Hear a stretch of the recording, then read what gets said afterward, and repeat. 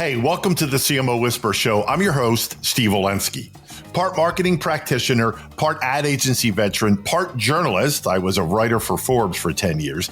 I've had so many insightful conversations over the years with business leaders, to athletes, to celebrities, to, of course, CMOs. The only difference now is instead of sharing those insights through written form, I'm doing it this way. My guest this week is Tifenn Dano Kwan, Chief Marketing Officer at Amplitude. Tifenn's mission as a data-driven leader is to shape the future of work through superior digital experiences, great teams, and technology that customers love. What a novel idea. Wow.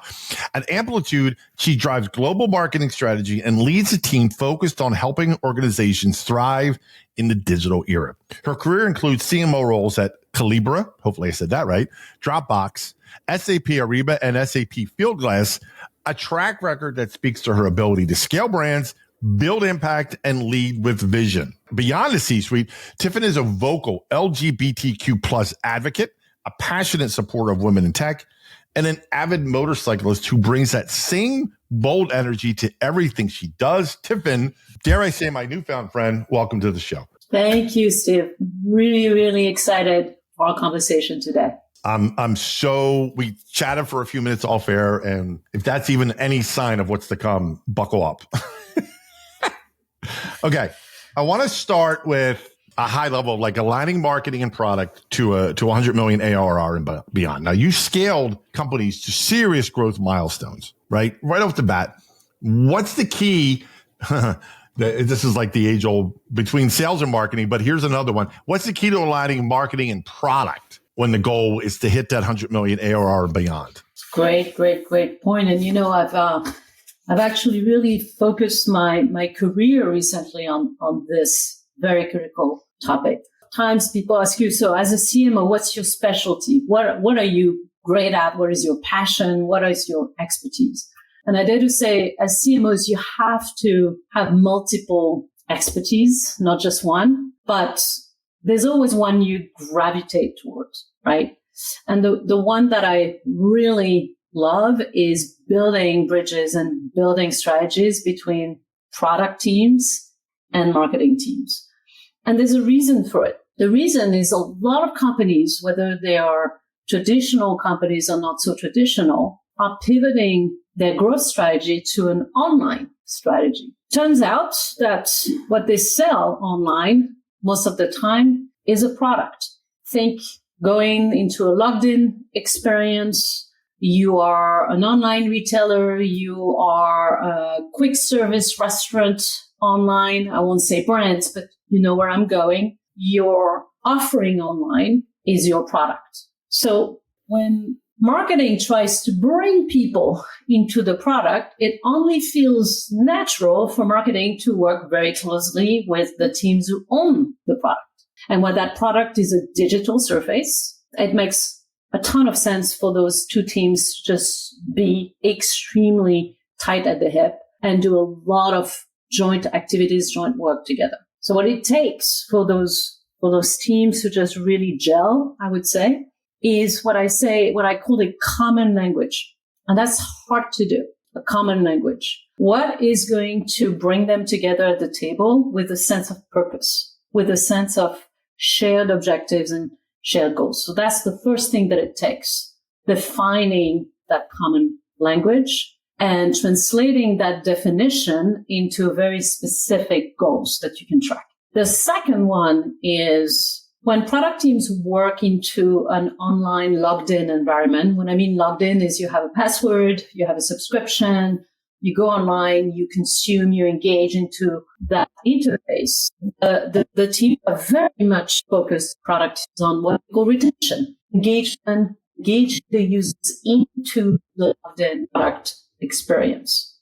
And oftentimes, marketing teams have very different objectives. Their job is acquisition, pipeline, making sure that they actually send the people into the logged-in experience. So those elements are really important. And what it takes is for marketing and products to really balance efforts between retention into the product and acquiring users. So there's balance of retention and acquisition that really needs to be well understood by both teams. And last but not least, in my view, the third thing that it takes for those teams to be really, really connected is sharing the same insights, data insights, user insights, audience insights. So it works best usually when they have a single platform that connects all of these insights and track these insights along the customer journey. So, okay. So you laid out those three things, a common language, sharing data, and all those things. And on paper, quote unquote, it sounds amazing and seems relatively doable, but you know where I'm going. Yep.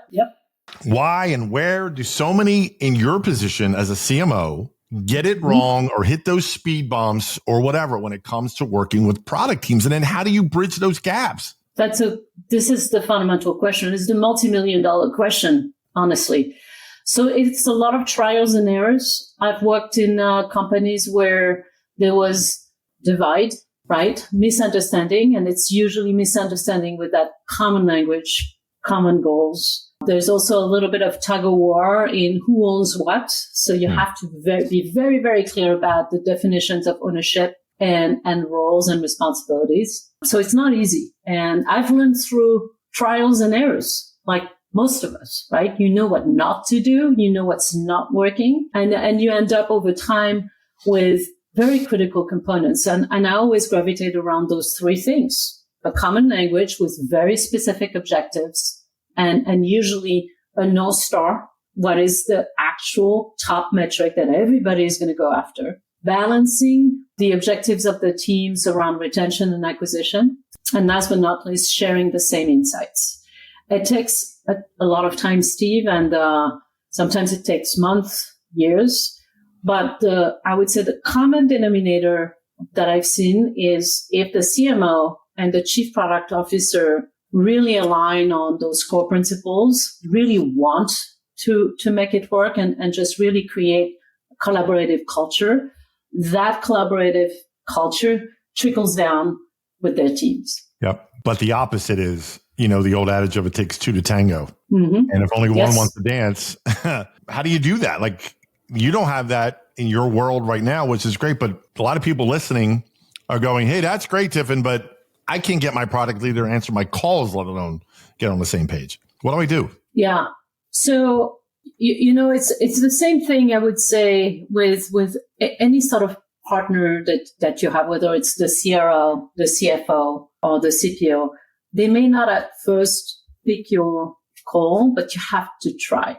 You have to keep trying over and over. Recently, I was at a conference with a CRO, and she told me that in her previous company, she had never met the CMO in person. Wow. In the year and a half that they were working in the same company. So that's an example of really a relationship gone bad. Is just, you gotta try.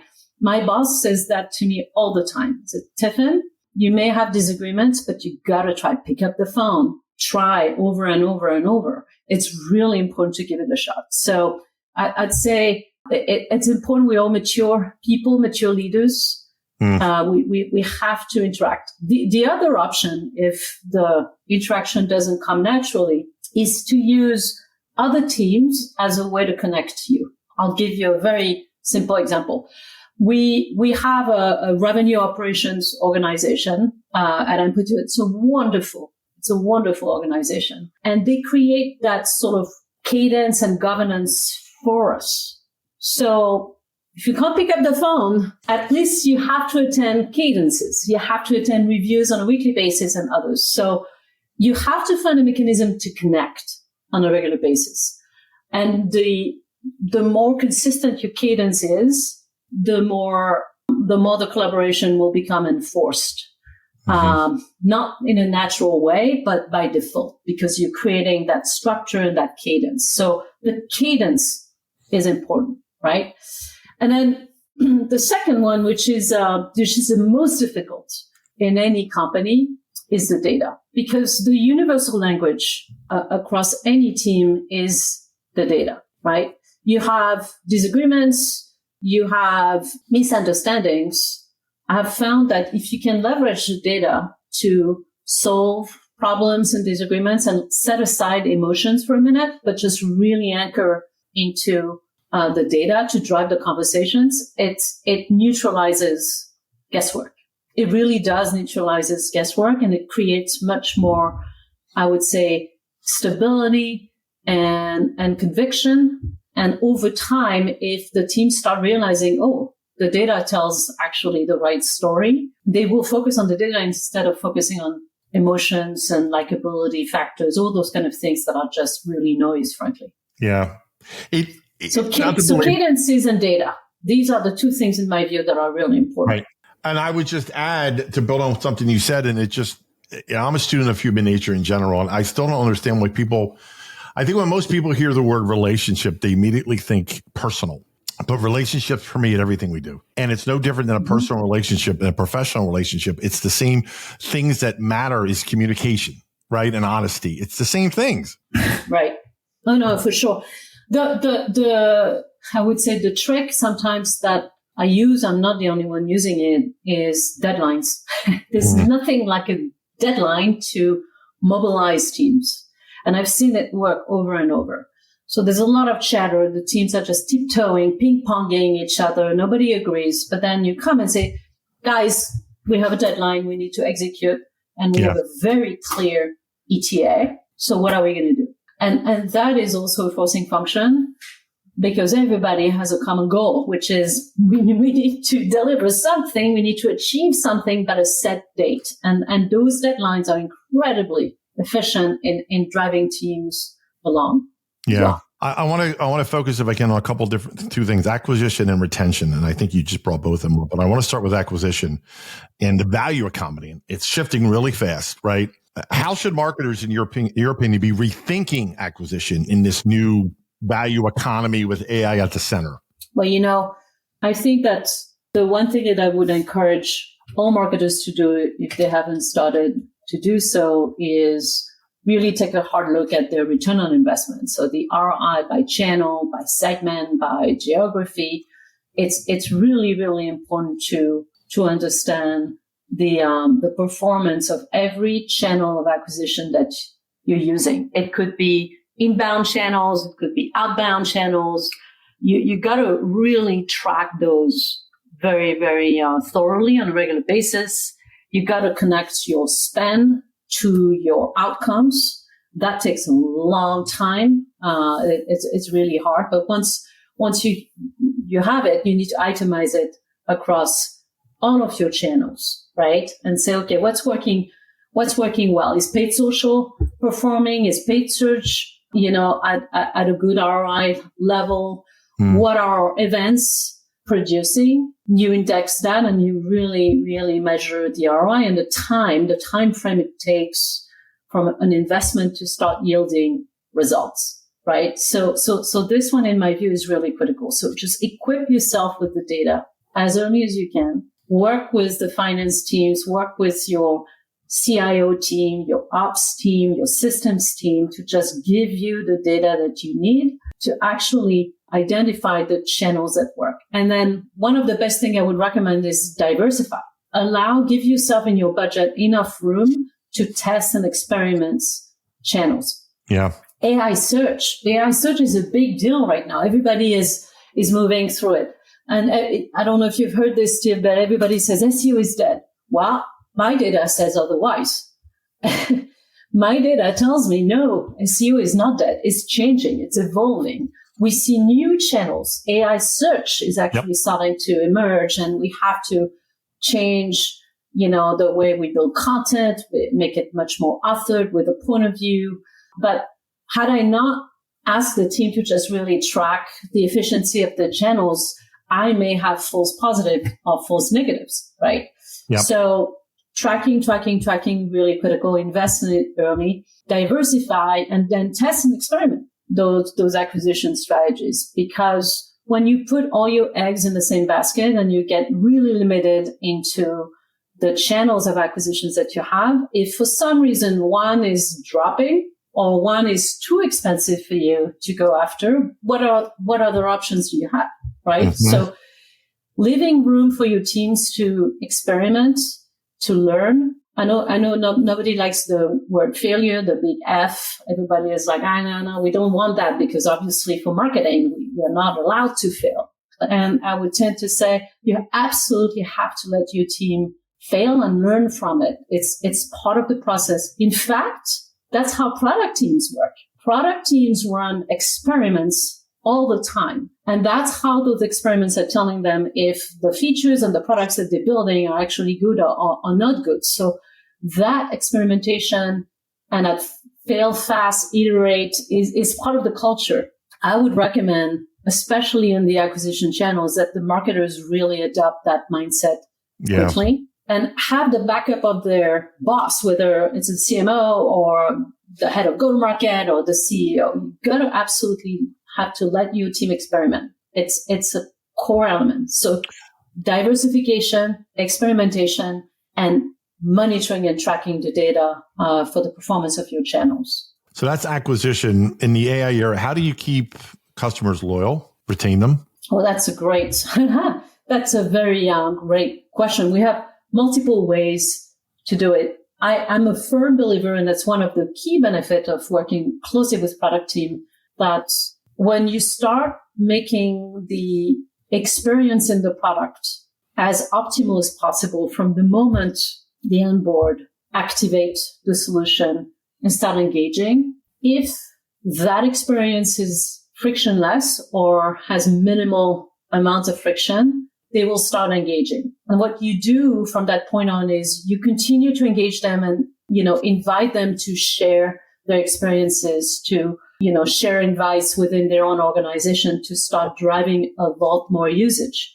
So the way to drive that loyalty is, number one, create a frictionless user experience with very, very strong onboarding adoption flows that are going to continue to incentivize them to come back and use your solution. That to me is a very pivotal usage. And then encourage them to expand the usage to other users within their organization. So there's ways to do it. Sharing, create virality into your product. What we call it the nth user activation and onboarding. So it's like you start seeing a lot of great loyalty and elements when you have more than one user, when the users start sharing with their groups. That is a signal of engagement and loyalty. The second one, in my view, is community. It's a big one. So that is outside of the product, but create forums for your users to have ways to generate their own content, interact with their own peer groups, and find ways to resolve but also increase their intellectual curiosity out of features or capabilities. So you create that loyalty by creating that sort of community and network that is incredibly efficient. At Amplitude, 3 years ago, we had 3,000 community members. Now we have more than 30,000 community members. We even have members from other companies, and they're coming to us because we're becoming the place where they can find answers to their critical questions around digital analytics and product analytics. So that community is super critical. And then the advocacy components, right? Work with your customers, give a lot to your customers, make them so successful that they will give back to you in terms of references, testimonials, stories, involve them into your events, make them speak, make them proud of the work that they do. Gamify it if you can, create awards, create all kinds of things that will make your customers want to be part of that amazing community that you're creating, and will be empowering to them, but will also be really, really important for their career. I got to pivot to something, and I want to get to this because I know you're very passionate about this, as am I. And a lot of my listeners, and a lot of people I coach and counsel are too. And that's building trust in the C-suite. And it's one of the age-old questions that I get asked a lot is how do CMOs and marketers, and you've sat at those big tables, right? I put you in front of a room of CMOs and marketing leaders. How do you build the trust with the rest of C-suite? So first of all, and it may sound cliche, but you've got to hit your number. That's the number one goal. It's a numbers game at the end of the day. So the C-suite, everybody is accountable to a number. The only number that matters is the net ARR. It's not just the acquisition number and how much pipeline you generate and how many new customers you have. At the end of the day, you have to deliver a number that's in line with what you promised your shareholders or the street. At the end of the day, you got to be part of it. So you got to make sure that no matter what happens, you hit your number. You build trust by being a reliable, contributor to the top line number. Mm-hmm. I really believe this. So whatever it takes, and that one is important. The second one, and I work in a sales-led organization, is if the sales team needs your help to close a deal, you drop everything and you prioritize them. So I think you need to understand who your customer is in the organization. If your business model is a sales-led business model, your customer is the CRO and the sales team. So when the CRO calls you and say, hey, I need your help with client and a deal, and this is in quarter, and you got to do everything you can to help those guys. So that to me is important. Adopt a customer first, customer mindset is really, really important. That's how you build trust. They know that you are there for them, that you have their back. Trust is earned. It's not something that's given. So in addition to hitting your number, you have a service-oriented mindset, and you know who your customer is, and you're going to do absolutely everything you can to support them. I feel this one is important. Yeah. And then the last one is taking a data-driven approach and solving, having a problem-solving mindset. One of the things that I keep encouraging my team to do is if you found a problem, you have 1 point. If you have done a root cause analysis on the problem, you earn 10 points. If you started working on the problem, you got 100 points. And if you solved and you actually executed and solved the problem, you get 1,000 points. So you got to go from problem identification, root cause analysis, execution, and delivery all the way through. So action, you got to really, really make sure that you got the action. Very oftentimes I see teams just being very good at finding problems, not as good as finding solutions. Mm-hmm. So the most effective teams are the teams, in my view, that find a way and find a solution. And that is always the one that I've observed that can get in the way. I would imagine inherent in building that trust with the C-suite is being able to translate the age-old question, translate marketing's value into business impact, which we know can be tricky. Mm-hmm. So how do you explain marketing's value to a CFO, a CEO, and board members, and on and on and on? It's a very great point, and I've done this in a few companies. So when I was at Dropbox, we had this whole CAC to LTV model. So for those who hear us, cost of acquisition divided by lifetime value. So you have to really understand for $1 that you invest, what's the actual lifetime value that you're going to get. And sometimes it takes 3 years, 4 years. And is the ratio a profitable one? That's the CFO language. And that should be the CMO language. Now, Steve, we started the conversation earlier the same way. It's like, it sounds really great, but how easy is it to do?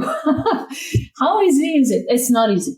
I'm on that journey myself now at Amplitude, and we're building it. It took me 15 months to connect my spend to my campaign outcomes, to my pipeline outcomes. 15 months. And that is, it feels like a long time. Imagine if you're the size of Walmart, if you're the size of a gigantic company, the complexity of connecting data sources is huge, but it's very important. So if you're able to connect your spend to your outcomes, that's when you start crafting a ROI conversation with your CFO. And that's the only thing that really matters to the CFO.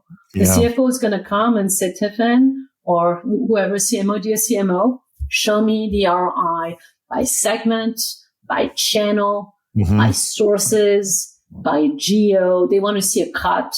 And then tell me how you're going to optimize your marketing mix or your channel mix or your investment between awareness or pipe gen, right? And others. Yeah. So this is all about numbers. And the sooner you share your roadmap with the CFO, you make the CFO part of it. He understands where you're starting from and how you're building this. the more trust you'll build, and he'll be even a partner. I have a great relationship with our CFO, and he's given me amazing support. His finance team is at the head with us to build that LTV to CAC model. We had nothing to start with, but he gets it. He understands the vision, and he's going to say, Tifenn, I'm going to give you the resources to help you build that, and we're going to build it together. That to me is how you win the hearts and minds of the person who gives you the check at the end of the day, you know? Yeah. And it's that R word again, relationships. Yeah. It's about establishing trust by doing, literally, by doing and having also a shared vision, but being also very committed and accountable to the roadmap and the timeline. That one thing is also really important. I found that accountability matters. If you say you're going to deliver something, you have to deliver it. If you can't deliver for any other, like many reasons, you got to give regular updates on what's getting in the way, how they can help you. Communicate often. What advice would you give to CMOs? And I hear this a lot from CMOs who are stuck in that quote, brand versus business or brand versus performance trap, where they're being seen as creative leaders, but not business drivers. One thing that I'm asking sometimes the CFO or even my president is, how would you like to see the information? What would be for you the ideal data points and the things you'd like to see? Because sometimes we spend so much time trying to figure out the format. How do we show information? How do we report on things? Only to present and then be told, we don't like what you showed. So I would reverse it. I would go up front to the CFO or the president and say, what is the view that you've seen in the past work really well for you, that a CMO in your prior company showed that you really like? Can you give me an example of things that truly matter? What are the top 3 or 4 things you'd like to see? And then you build based on that. And sometimes leaders are very specific ideas of what they want to see. So start there. Ask them, what would you like to see? Mm-hmm. Because nobody has a magic wand, and then suddenly you're like, wow. Sometimes I like to reverse it and go back and say, I just want to make sure that I'm building something that makes sense to you, not to me, but to you. Is there examples of things you've seen that you feel really comfortable and that's the kind of stuff you want to see or not? So that's a very practical example that I think has paid off for me big time. And when I don't do it, and then I end up creating a view that I don't like, I always remember, darn, I didn't start there. I should have asked. Mm-hmm. Okay, it's time for some fun now. I end every episode what I call the random 5, and I ask you 5 very random questions. Some are about your personality, some are about your business, but I pull these completely at random. You have to trust me. All right. What's one leadership mantra or quote that you go back to often? When there is a will, there is a way. Done. Full stop. I love that. Okay. If you could instantly master one skill outside of marketing, what would it be? Cooking. Okay. People are going to think I set you up for this, but the next question, I'm not making this up. If you could eat only one type of cuisine for the rest of your life. Oh my gosh. You know, I'm French, so it's going to be really difficult for me to not say something like that. Everybody's going to be like, what? No, French, of course. Okay. This is a good one. I want to hear your thoughts on this one. What's a common misconception people have about CMOs? The common misconception that they don't add value. Sometimes, so it's something I've noticed sometimes is CMOs are in the middle of it all. If I had to be one animal in the zoo, I'd say we are the chameleons. We have to pivot. We're in the middle. And it's never enough, of course, right? There's never enough brand awareness. There's never enough good content. And what about that pipeline? You need more. And it's because the job of your boss and boss's boss is to get more out of you. That's the game, of course. Because if you don't, your competition is going to leapfrog you. So you get this. And I often say, if we were not there, you'd suffer. Yep. Because we orchestrate so many things behind the scenes you don't even know about. But if that engine was to disappear, that'd be difficult. That'd be chaos, especially if you want to scale a business. So I think the CMOs should really focus, to your point, on doing a little bit of value, like selling their value. Mm-hmm. The misconception is that they can't do it. I actually really think I've seen so many great CMOs that inspire me every day do that extremely well. Give them a shot, work with them. We are very flexible, very resilient. That's the one thing about CMOs, because we are in the middle of the chaos all the time. I love chameleon. Chameleon. It's a perfect, very one-word description. That's it, chameleon. Okay, last question. Describe your leadership style in 3, 4, 5 words. What would you say? Empathy, deadline-driven, structured, diplomatic. Okay. I like diplomacy. Love it. Well, Tifenn Dano Kwan, I'm going to dare to say I want to do a part 2 with you because I think you're amazing. And I know we're coming up against it, but I want to thank you for your time for part 1. So thank you for joining us. Thank you so much, Steve. It was a joy being here. Well, that wraps up another episode of the CMO Whisperer Show. I hope you shared this episode with your friends. And if you have not already, please subscribe to be kept up to date on all the latest episodes.